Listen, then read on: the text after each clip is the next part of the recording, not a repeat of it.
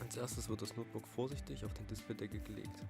Danach werden alle Schrauben, welche die Serviceklappe halten, entfernt. Den Akku bitte immer vom Gerät trennen.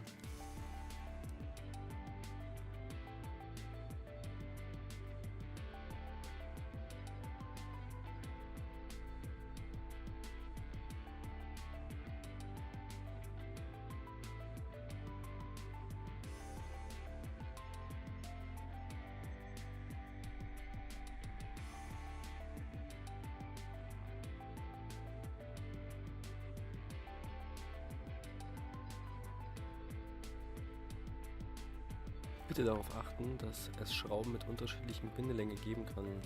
Diese müssen dann später wieder an ihre ursprüngliche Position.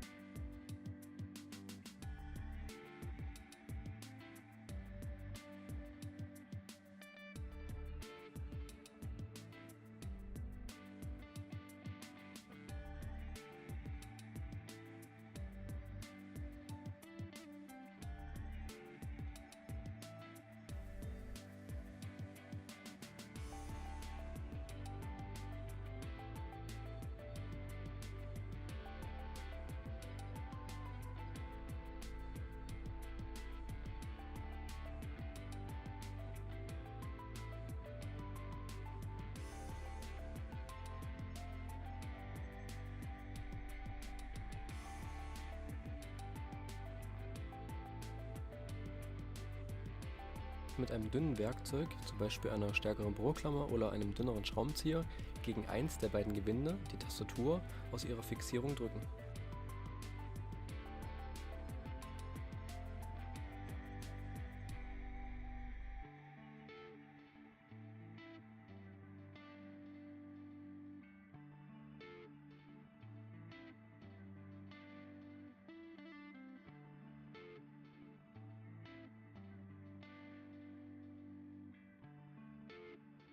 Die Spangen am Mainboard vorsichtig ca. 2 mm nach hinten schieben und die Flachbandkabel lösen.